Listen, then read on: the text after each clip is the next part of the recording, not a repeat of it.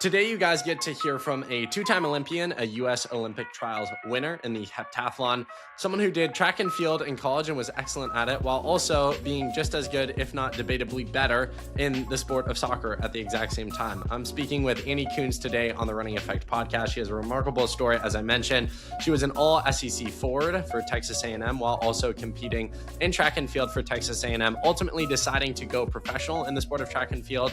And from there, she had a remarkably successful career up until this point. Again, two-time Olympian, Olympic trials champion, has one of the top scores in heptathlon history in the U.S., and just an overall remarkable individual with a lot of depth and wisdom behind her story, her journey, one of which is quite unique, as I mentioned, kind of her upbringing in the sport, getting into track and field, not until her later years in life, and then being really, really successful in it. I love this conversation. I'm going to keep this intro short so that you can get into the wisdom of Annie Kunz. But before I do, consider sharing this podcast with a friend. If you're on YouTube, go over to Spotify or Apple and just hit us with 5 stars. It takes next to no time, and I appreciate anyone who does that. That helps us grow the show and have more impact. Without further ado, enjoy this conversation with an absolute legend, the remarkable Annie Kunz.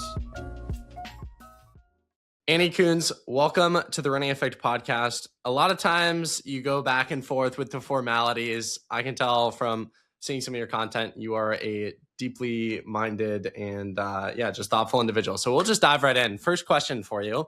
We're in February. Why do you think New Year's resolutions are BS? I think that obviously I'm a goal-oriented person. I'm an Olympian. I believe in goals. I think it's important to be driven and have things that you're trying to achieve. But I feel like a lot of times people come up with these New Year's resolutions, like, I want to lose 10 pounds. Okay. But like, what are the systems? So I'm a big believer in like, what are the systems behind the goals to get there?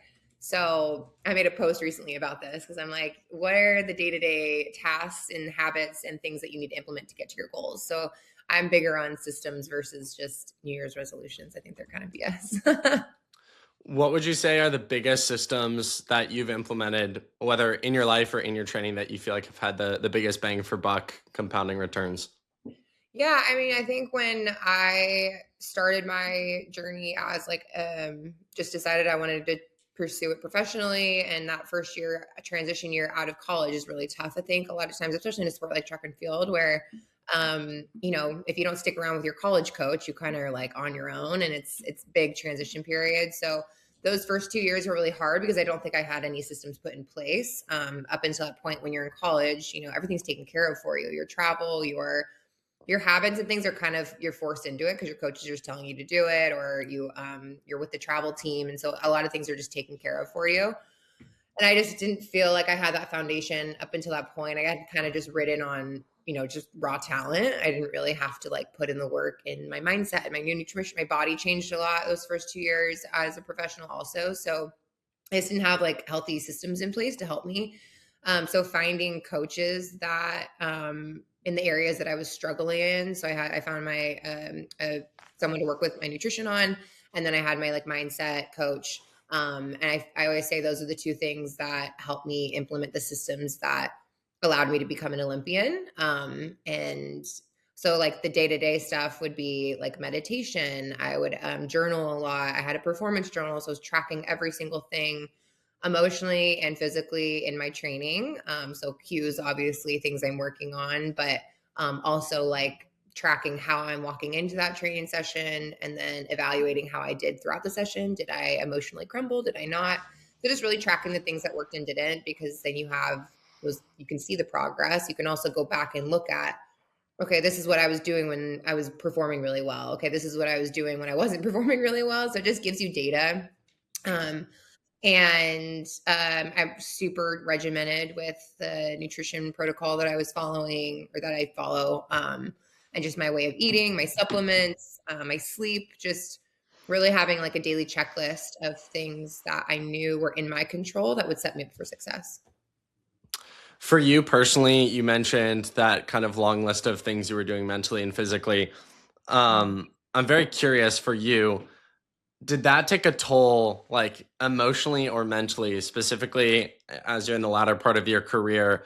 I would always get to the end of, seasons, and I would do 1% of what you just mentioned. And a lot of times mentally, I was like checked out because it can be exhausting being that locked in. For you, what was that process like? Yeah, I think that's definitely the struggle. The burnout is a lot of, the struggle that athletes go through. And I also found that when you have such tunnel vision, obviously it's important to be focused and disciplined and have your systems and routine. But I've also found that like when you have such tunnel vision where you don't have things outside of your sport that are you're doing that make you happy or fill your cup, that you actually I've noticed that my performance actually is worse when I'm in those modes. So I think it's really important to have balance. And I'm not saying like go out and party and do whatever, but I'm saying make time for your friends, find hobbies outside of your sport that have, like nothing. Like I remember pretty vividly, I was kind of struggling with this because I was just like, I'm burnt out. But I'm so focused. I want this so bad. A lot of times I think it's just like when you want something so bad, um, you get that tunnel vision. At least that was my experience. And so I had a lot of conversations with my mindset coach, and he was like, well, what are you doing outside of, track, or like, what are you doing outside of practice that you enjoy? And I like really couldn't come up with anything. I was like, well, I come home, I watch film, I journal, I write my goals, I meditate, it was just all of the systems that I've talked about. But he was like, okay, well, this week I want you to go like find a hobby that you enjoy that has nothing to do with track. And I went and did like a pottery class, and I found that was like a really good outlet through the intensity of being in season and that burnout that you kind of start to feel. So I think it's really important as an athlete, and I think it'll actually help you when you create balance in ways like that.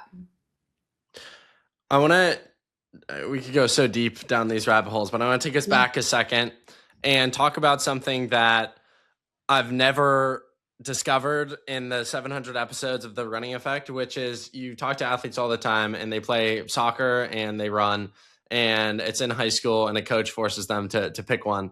And then they're kind of, I mean, if they're talking to me, you can almost assume they always pick the running path and then they're really good. But I think parts of them wonder, hey, if I pursued the soccer path or a different sport, how far could I have gone? Unless there's two Annie Kunzes who exist and one played soccer at Texas A&M and one did track for them, I don't think that's the case. I think both individuals were you. How did you pull this off, and how did you do 2 sports at once? Yeah, I mean, it's definitely wasn't easy. I think that I was pretty stubborn in that I wanted to do both. Like I was going to do both. It was just a matter of finding who was going to let me. And I think that was a bit of the process when I was in my recruiting journey of just finding the coaches that would support that decision. Because I do, especially nowadays, I think it's gotten so much worse, even the last like 10 years of just pigeonholing athletes so young into one sport. And I found that I was a more well-rounded athlete. I didn't get the burnout until I was like in my mid-20s because I was bouncing back and forth between 2 sports that I loved. But yeah, I mean, it was definitely challenging. I would go from in season to in season. So I mean, it had its pros and cons, to do both. So I kind of missed those foundational parts of the year in both sports. I would go from in season, I would report in July for soccer and then go straight into indoor season in December. And really I would go throw on Mondays was like our off day for soccer. So I would just go throw like shot put and jab. Basically, that was like all I would do in the fall with track. And then so I would just kind of get thrown into in season. So I kind of always felt like I was playing catch up in track and field for sure. But soccer was always my priority. It was my number one sport my whole life. It was my scholarship at A&M. So I always prioritized that. And it really didn't start to shift for me until my 5th year when I did a redshirt year. So I ended up having a full year. I did soccer my junior year, went straight into spring season, then went into my senior fall. And then after that season, I went and transitioned directly into just track and field. So that was really the first time in my life that I've dedicated just all of my energy and focus into each sport at one time. And that's kind of when things took off for me, and kind of transitioned into like the track where I was like, I saw my potential. I didn't realize that was there. I qualified for the Rio trials in 2016, but it was a lot of just juggling a lot for sure. But I wouldn't change a thing. And I could look back and say, wow, I could have maybe been a more standout athlete in soccer or track in college, but I'm an Olympian in track, and that was always my goal and my dream. So I think that I don't think there's, that you have to be pigeonholed into one sport necessarily. Do you ever daydream about what your life could have looked like if you went all in on the soccer path? I don't. I think I'm so at peace with my journey. I had such an amazing experience at Texas A&M, and our soccer team was like my class was the best classes ever in their history. We went to Final Four for the first time. Like, I really think that I had such an amazing journey in both sports. I always thought that I would, after I did that 5th year of track, I always thought I would go back to soccer. At the time, the Houston Dash was getting started up, and they had interest in me, and I always thought I'd go pro in soccer. And so, yeah, I think that trajectory change was interesting, but I don't sit nowadays and think, gosh, I wish, or wonder what would happen if I did soccer, because, my goal was always the Olympics. I just didn't know which sport it would be in. I always thought it would be like, it was always a fever dream. I just didn't know, which sport. And, so to be an Olympian at all was always my dream. I just, and I'm glad it was in track. I think I have a really unique story and journey, and I wouldn't change a thing. What do you feel like is the most unique part of your story? Probably that I didn't start training for track and field until college, and even then, obviously, like I just mentioned, it was like half the time. So I think it's pretty cool though, and I like to be a case study for athletes that like might change the trajectory later in their career. Like it's never too late. I always say that, like, it's just never too late.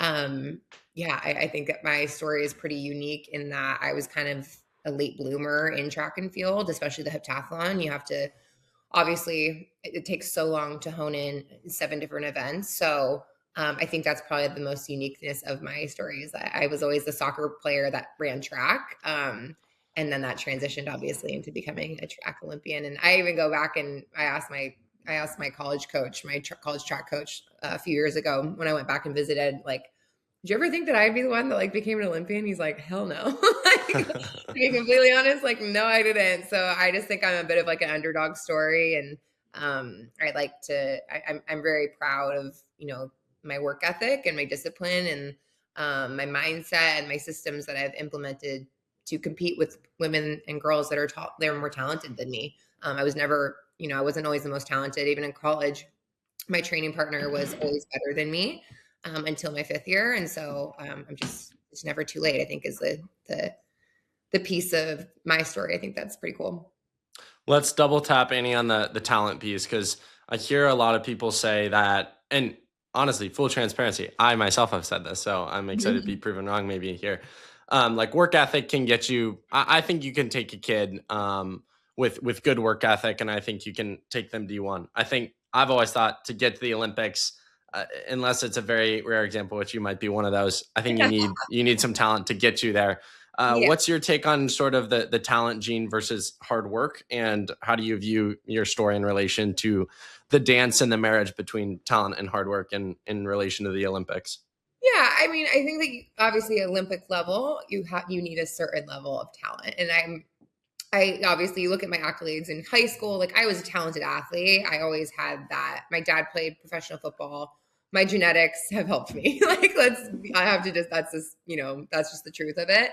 But I do think that when you have that certain level of talent, and then you get to, whether you get to D1 or you get to the professional level or you get to the Olympics, at that level, like, everyone's kind of in a similar spot. So it's like, if we're all training for the Olympics, we're in the same realm. And that's where I believe that your discipline, your mindset, like, it really comes down to what's between your ears and how you navigate adversity, your resilience, how you think in competition, your discipline, and the sacrifices that you make off the track or off the field. I think it really comes down to those little things for sure once you get to that level that you're trying to reach. So yeah, I definitely think you need like a certain level of talent, obviously, to get to that level. But then I think that extra edge to be like a competitor that's going to be a champion and a winner really is that those just the little things and what's between your ears, for sure.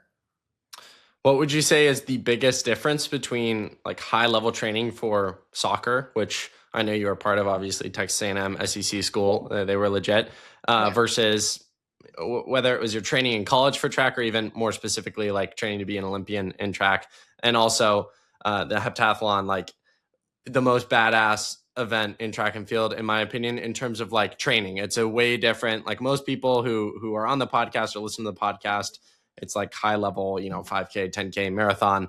And that's pretty, I'll be the first to say, very cut and dry. It's a lot of miles, 2 Yeah. workouts a week, a long run. I know what you guys do. It's a different beast. So going back Yeah. to my question, high level soccer training, what's the difference between that and like heptathlon training? Oh gosh. Well, I will say I think that obviously soccer is a lot of endurance training, and that's honestly like not my strength. Like I'm like people that run 5Ks, 10Ks, marathon, I'm like, I could never do it. It's just not my strength. But it's the endurance training. It was a lot. We ran all the time. Tuesdays were like hard running days.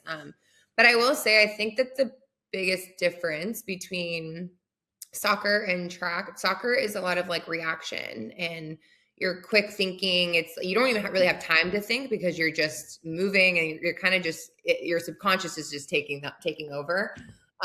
Very reactionary and in the high intensity in that regard. I feel like track, you're alone in your thought. Well, it's a heptathlon and long distance. I mean, you're alone in your thoughts for a very long time. Like for 2 full days in the heptathlon, you are battling internal thoughts. And so I think that that's kind of where being in an individual sport like track and field is so challenging on top of the technical aspects of track and field, because that's just another level too. I think that the running components of the heptathlon and soccer kind of they complement each other for sure. Obviously the lactic acid training, like our endurance days for like the 800 are some of the hardest workouts I've ever done in my entire life. Like that was more intense versus just like steady state endurance type of training with soccer. Just the intensity that we would have to get to in track and field is really hard. But I would just say the technical training overall is just, I mean, it takes years and years to try. I feel like I'm almost, I know I'm 32 and I still feel like I haven't figured all of them out. So the technical training for sure. And then just the mental side of being in an individual sport like track and field, especially the heptathlon, where just going into a heptathlon thinking everything's going to go right, you're like setting yourself up for failure. Like something is bound to happen. So the way that you're able to navigate those emotions and events, if you do bad in one event, being able to move on to the next one and not let it derail your whole meet, that's really the challenging part of the heptathlon. You kind of have to have short-term memory loss in a way. You played forward in your years playing soccer. I assume you scored goals in that position. I played that position in middle school. It's that in midfielder. I feel like you get all the fun action. You've also won big races, big meets. What's more exhilarating, scoring a winning goal or winning a race? Oh, I will say, like, there's nothing like winning as a team, like scoring a goal and having your whole soccer team wrap around you and celebrate, going out afterwards together. Like, there really is no sensation like winning as a team. So I love that aspect of soccer. But with that, I also feel like there's no better exhilaration than that moment right before the gun goes off in like a final or at the Olympics. The amount of pressure and intensity and adrenaline that you feel is, you just can't mimic it, honestly. There's nothing like it. And then I also think it's pretty special in that when you're in an individual sport like track and field, it's just on you. There's like you don't have any teammates helping you get there. It is really just you in the track. And so I think that brings a level of intensity and exhilaration too, of like, wow, I just did this, on my own out here. And yes, they're very different in that. You mentioned your first sort of rodeo in track and field, qualifying for the Olympic trials for Rio, which is bringing us back. Can't believe that was 10 years ago this year. Time flies by. And then 5 years later, you end up winning the whole thing. And I think at the time it was like a world leading score. Yeah. Remarkable performance 5 years later because of COVID. Normally it's every 4 years. What changed in that 5 year period to be this like kind of wide-eyed rookie? Oh, maybe I have a future in the sport of track and field, to like, I'm winning U.S. Olympic trials and representing my country on the global stage at the Olympics. Gosh, so much change. That journey was so wild.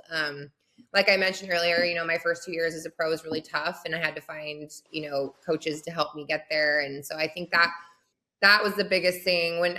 2019 is when I started working with on my nutrition, getting my body in a good place. So I think physically, my body was ready to compete and at that level, to be a contender for the Olympics. And I think I'm trying to think I think indoor USA's was like my first US championship that I had won in 2020. And I think then right after were the shutdowns.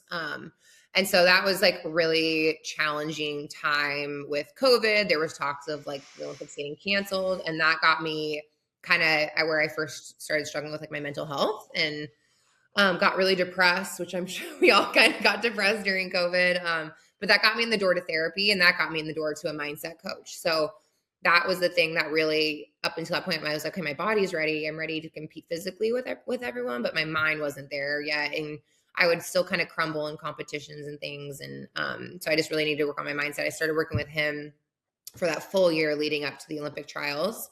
And I just went in with I feel like I just had a big shift in my goals and my mindset and like what I wanted to achieve. And I walked into my coach's office that year, and I sat down. I said, I want to win the Olympic trials, and I want to score 6,700 points. And at that point, I'd only scored 6,150. So my coach was like, I saw it in his eyes, like, these are some big goals. And at the time, Erica Bogart and Kendall Williams were like the top two girls. They were always, top 10 world ranking. They kind of would go back and forth, winning nationals every year. So it was, I had big goals, but I was so motivated and willing to do whatever it took to get there that was in my control. And I really just wanted to go into that year because it had been so long. We had 4 years. Like, I wanted to go into that year and say, even if I don't make this team, I want to look back and be like, I couldn't have done anything different. Everything in my control, I did. So that was my focus. And I had really big goals. I wrote them down every day for like 8 months. I did everything that my coaches were telling me to do. I bought into my training and my track coach. We really felt like a team, and like more of a collaborative relationship. I bought into everything he wanted me to do. I crushed the weight room. I really just focused on the controllables. And yeah, I went into Olympic trials. I actually didn't have a score in like 2 years because I got injured in my first meet of the year. And heptathlon, you only get like 3 a year. So my first one, I got injured in the first event. My second one, at Gotsis, I was winning after day one, and then went and fouled all my jumps and long jump. So going into Olympic trials, I didn't have a mark, and there was just a lot of anxiety around it. But I feel like that whole year of training really just came together at the right moment. I really was in that flow state. I learned to kind of just let go and let my body do its thing. And I felt so mentally, strong. And I couldn't even tell you, honestly, like what any other girl did, because I was just so locked in. And it was like the meat of my life, and won the Olympic trials. It was a crazy run. Were you shocked by that performance at the end of the meet, given all the circumstances that went into it? Yeah, it is. I think that it's so funny. Like, I feel like everyone around me knew what I was capable of doing. Like, I just think I kind of had to prove it to myself still. And that was that moment where I'm like, all right, I did do it. Like, I knew at that point, I was like, okay, I really think I'm capable of these things, but I needed to prove myself that I could put it together. And that's the heptathlon, right? Like, you could be, capable of jumping this, running this, like all the individual marks, but putting it together in one meet is really fucking hard. Like, if you get one PB in a hep, it's like a win. So to have 5 personal bests in a I think I had 5 personal bests. I think I like broke the Olympic trials shot put record. It just every moment was another moment. I was like, oh my God, like this is like, I'm doing it. So yeah, I look back and I still have goosebumps of that moment when they announced my name as the winner. It was really special. What do you think, in your mind, specifically taking examples from that meet from that year, goes into a breakthrough? What goes into a big breakthrough like that? Because a lot of athletes listening, I think, hear a story like that and they're like, oh, I want that for myself. I want to replicate that. So what would you say goes into a big breakthrough for you? Yeah, I mean, it's not like I can say one thing that's like, it's daily choices. It is just continuing to make those daily choices that are going to set you up for success, and commitment to them, truly. I mean, that's really what it comes down to, and the discipline to give it everything you have every day. And that's the thing, like even just writing those goals down, I would say like 80% of the time I was writing these goals down. I couldn't tell you that I actually believed them, but I'm doing it to train my brain to believe it, to train my subconscious. And that ended up working out. So it was a daily choice that I made to write down these goals to trick myself into believing them because I know it's going to help me. It was the daily practice of meditation because I knew that would help me train my subconscious in learning how to be present in competition, which would allow me to get in that flow state. Making the daily decisions to eat the fuel that I know is going to keep me energized for training and lean and strong, and taking the supplements that's going to help my recovery and my performance. It's just these daily choices that you have to stack again and again and again and again. And I mean, that for me, I think was my experience, and it paid off. I think you had mentioned 2019 or sometime around then, about 2 years after you decided to turn professional in the sport of track and field, really fixed your nutrition. I think I saw a reel of yours focusing more on, fixing hormonal health and all these things that I'm sure you'll speak to in a minute. Can you take me through that, and specifically how you might think that a listener today, where things on paper might make sense, but their racing and their training isn't quite at the level they would want it to be at, why looking at nutrition and hormonal health could actually be the key to success? Well, I think a lot of times, especially like through college, your metabolism is so much better. You can kind of get away with things, eating a pizza or, carb loading. I was taught all these things in college too, that just once I got to that professional level, it just weren't working. Like I had up until that point, I was following what the guidance was of all the nutrition that I had worked with up until that point. There's a lot of like, processed carbs, which I'm like, nowadays I think it's getting talked about more, where it's more like whole foods and, yes, you should have carbs, but maybe the carbs should be potatoes or like maybe some rice versus like a lot of processed carbs, pastas and, things like that. So that really was huge for me. I was training. The biggest sign for me was I was training harder than I'd ever trained. My volume was up and I was gaining weight. And that's where I knew my hormones were off, because it's like, that shouldn't be happening. That's a sign that your body's not optimized or firing the way that it should. And so getting your labs done, I think, is huge, just to get a look inside what's going on for your body. No one is the same. Like, it's not a one size fits all with nutrition, supplements, protocols, and like that. So you really need to get a look inside of what's going on in your body and get to the root cause of maybe why you're gaining fat or you're losing your period or whatever it is with your hormones that's happening. And so that was huge for me. I started working with someone that got my blood work done. I figured out what my nutrition or my nutrient deficiencies were. So like, oh, I'm deficient in fiber and magnesium, and which most people are magnesium deficient. So just things like that, where you can actually understand, okay, now I can take these supplements to try to balance this out again, to make sure those deficiencies are balanced again. And then also my hormones are balanced. So that's huge. And then just fueling, I think what changed for me was switching to a high protein, high fat diet. And obviously I would still have carbs, but timing them post training more so, or at night, to help with my recovery was huge. And cutting out grains, I cut out dairy. So I basically like paleo. I would eat steak for breakfast like 3 to 4 days a week. So really just kind of switching the foods to avoid, foods to consume, like really figuring that out.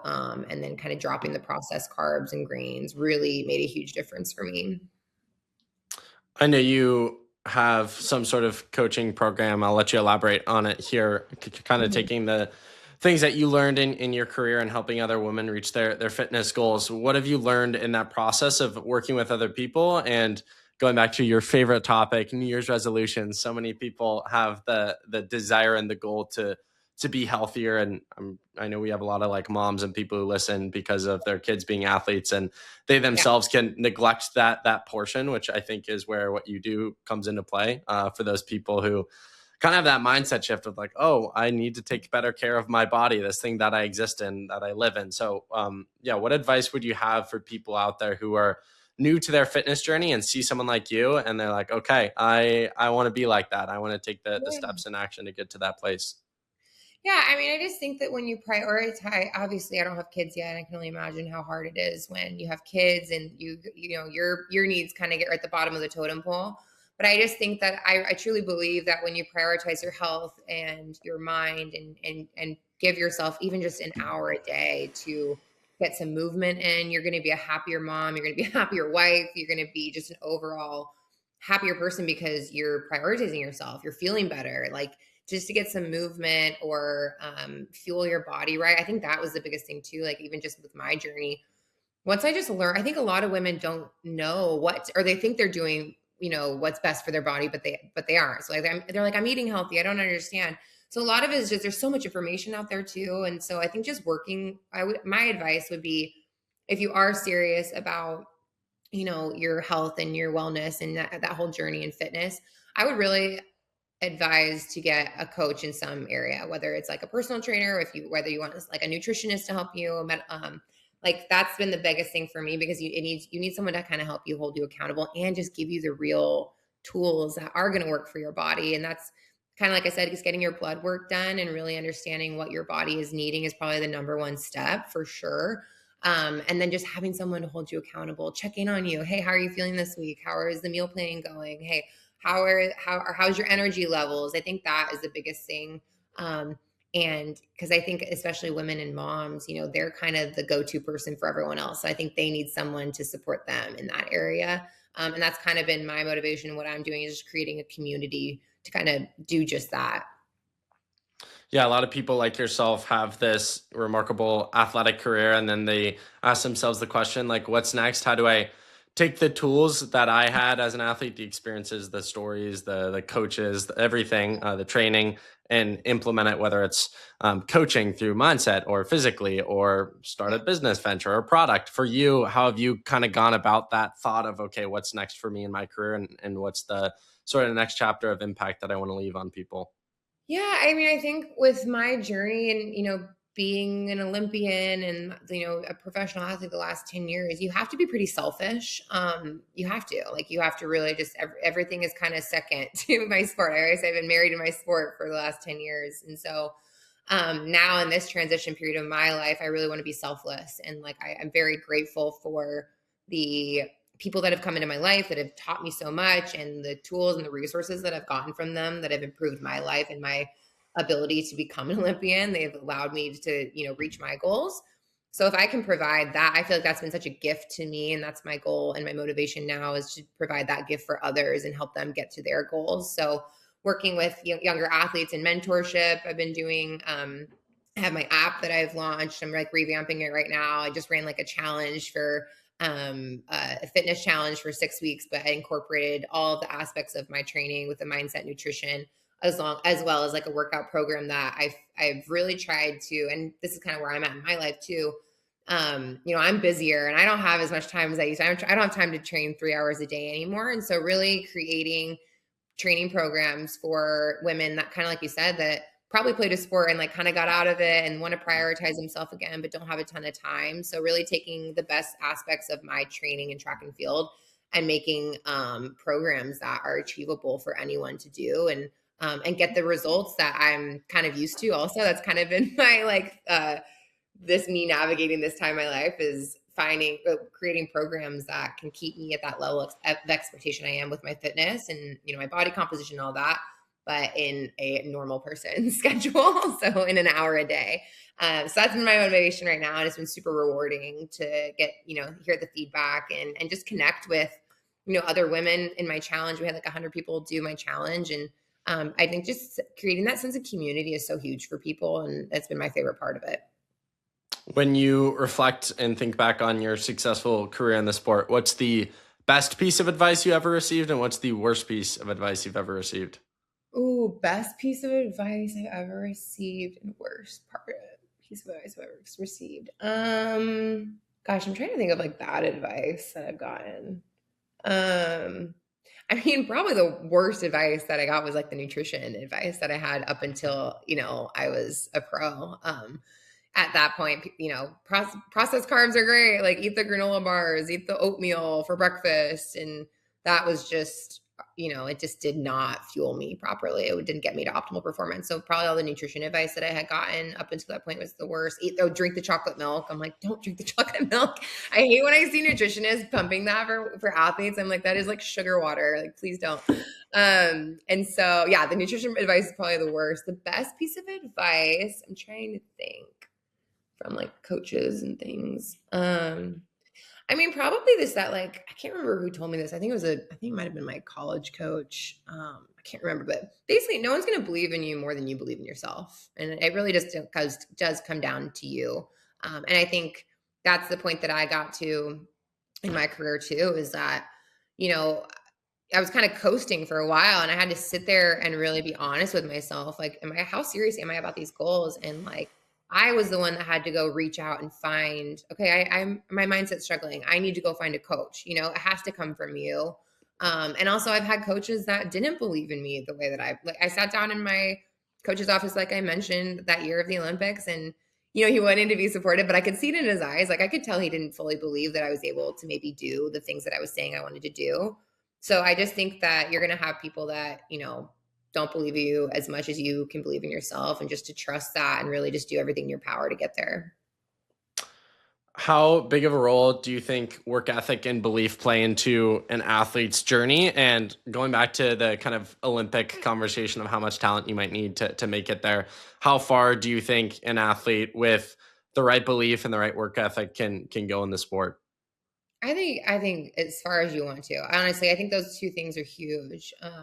Work ethic to me is, and obviously my story is just that. Like, I really dialed in things that I just decided, like, okay, I'm going to be the most mentally resilient. I'm going to be the one that's most disciplined with my nutrition and most disciplined with my meditation. Like, I did all those things because I knew I had to. Like, I had to do those things in order to compete with the girls that were more talented than me. But I just decided, like, that's going to be my edge. This is going to be my competitive edge, or this, and this, and going all in on that. So I just think the work ethic and the discipline and the commitment to your goals is massively important. I think it's huge. And yeah, belief. I mean, I think belief is a tough one. I think that I for sure struggled throughout my career with my self-belief. Like I said, I think I like finally proved it to myself at the Olympic trials when I won. But that's why implementing things that can train your subconscious and build that self-image are so important. Writing down in the first person what your goals are. I am an Olympian. I am the Olympic trials champion. I will run, X, Y, and Z. That was huge for me to kind of improve that self-image, because I did struggle with that self-belief. So I don't necessarily think you always have to have that belief in yourself, but I think you need to continue to try to push yourself to like trick your brain to believe those things, if that makes sense. I don't want to speak for you, and I'll let people follow you on Instagram and see what you have cooking up in the coming weeks. But as you navigate sort of the latter part of your career, and you think back on all of the success from your time at Texas A&M to your professional career and the Olympic trials and the Olympics and all the races and events in between, do you have any regrets about your career that if you could go back and change them, you would? No, I really don't. And, and that's the thing. Last year, obviously, it was really tough for me. The Olympic trials for Paris, I ruptured my plantar fascia in the warm up. And I think that, that was hard for me. I think that's kind of been the struggle and the battle of like, gosh, do I want to go out that way? Like, I didn't even get to compete, like not getting to even try. It was really challenging. But again, up until that point, like I did everything in my control. I can't look back and say I could do anything differently. I just got unlucky. I had a really unlucky time.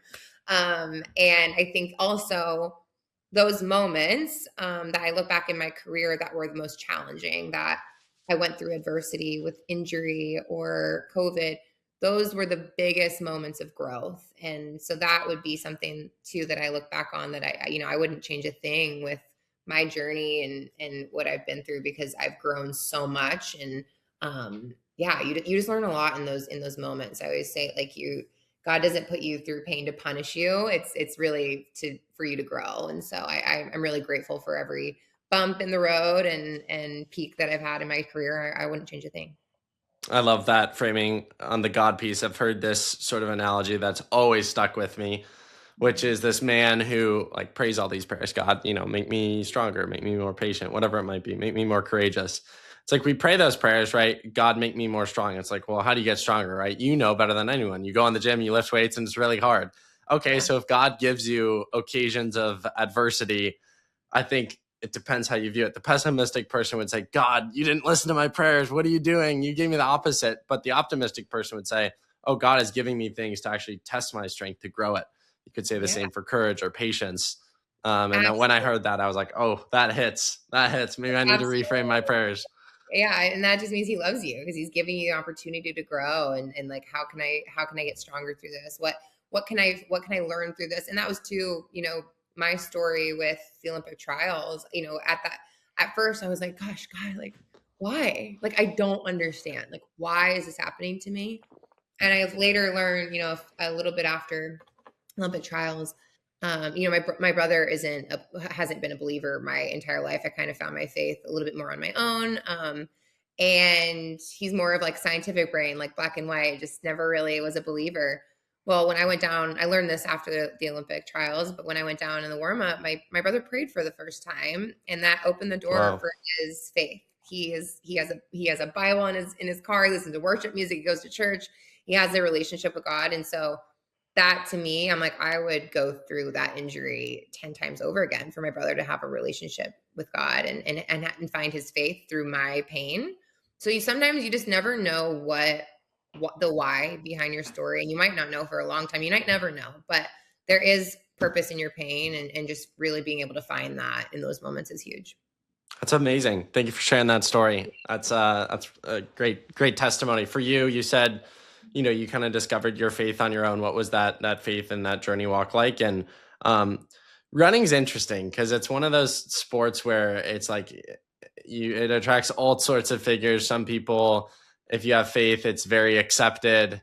Other Mhm. circles, it's like you could be scared to even, say you're a Christian Yeah. because of how you might be judged. How have you also navigated that? Oh gosh, I mean, my faith is everything. I think that, especially, I'm grateful too for those hard moments in my career with track because I think it pushes you towards your faith more. And I think that my ability to learn to surrender, I think that is a huge thing. And when you have a relationship with God and your faith, that you're able to surrender in moments. And that's when I think back to the Olympic trials, the thing that really switched for me, I feel like, was I finally was like, okay, God, I give it to you. Like, I know I've done everything in my control. And whatever happens, I know your plan is so much better than mine. And so I think when you're grounded in your faith and grounded in gratitude for the opportunities from God and things like that, I really feel like there's a sense of freedom and it allows you to get through those really tough moments because you have that foundation in your faith and you know there's a greater purpose. You might not understand the why. And so I am, that was the first thing I thanked. I was like, God is so good after the Olympic trials and they gave me the microphone and he can do anything through Christ who strengthens me. That was my Bible verse, Philippians 4:13 that I wrote on my wrist at the Olympic trials. So yeah, I mean, it's a huge part of my life, huge part of my story. And, I love speaking to it. When you think back to that moment with your plantar fascia warming up, can't compete at the Olympic trials, lowest low there, maybe your highest high was winning the Olympic trials or some other occasion. Would you say that the highs are higher than the lows, or would you say the lows were lower than the highs in your career? Oh, that's a good question. Gosh, you know, that's a good question. I will say the Olympics was probably, obviously I've trained my whole life for the Olympics. I go to the Olympics. You blink and it's over. Like it really goes by so quickly. And that's why I also, try to speak to enjoying the process and not being so attached to the outcome because yes, it's an amazing moment, but it's a moment. The medal moment lasts like 30 seconds. But when I look back at my career, those low moments are more meaningful. Like the adversity that I'd gone through, the people that transform my life, those are relationships that they'll be part of my life way past my sport, the lessons that I've learned that will carry me into this next chapter that I'm walking into in my life, the resilience, the habits, the systems like I've talked about. that's the stuff that you look back on and you're grateful for, whether you make the Olympics or not. So I really try to just stay, and it's hard. I have to remind myself all the time, it's like process focus, enjoy the journey, not the outcome, not the at the end result all the time, and just try not to be so attached to those achievements. Because it's over like that. And then I think it's hard because then you wake up the next day, and oftentimes a lot of athletes struggle post Olympics. They call it like the Olympic hangover. You have this pinnacle moment, and then you wake up the next day and you're like, well, now what?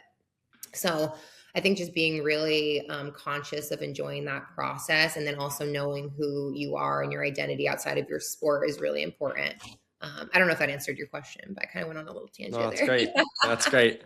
I think I do these podcasts and people think their right answers are wrong answers, and the right answer is whatever comes out of your mouth. So it's all good. Final question for you. The question I ask every guest on every single podcast, random. Don't know why I chose it years ago, but it's stuck throughout the year. So I'll ask it to you. If you had Gordon Ramsay coming over to your house for dinner, what would you choose to make for him? Ooh, make for him? Yeah. So you're cooking for Gordon. I'm a steak girl, so probably a ribeye. Juicy ribeye. Yeah, that's probably what my go-to. I always joke steak is my love language. So how do you cook it? What's the Annie Kunz steak recipe? We reverse sear it in the oven, and then you finish it on the cast iron so it gets the nice crisp with you can put like some garlic on there and butter, grass-fed butter for sure. And then amazing. Flaky what's the flaky? It's like Morton's or Milton's or something. This flaky sea salt. It's really good. I'm hungry now. Annie, you've been a true joy to talk with, to learn from. Where can people who have listened to our conversation today go from here, support you? Any final words for them? Yeah, thank you. It's been so fun to talk on. I love talking about this stuff, so I appreciate it. Yeah, you can find me on Instagram. That's probably the number one platform that I'm on the most. Annie_Kunz7.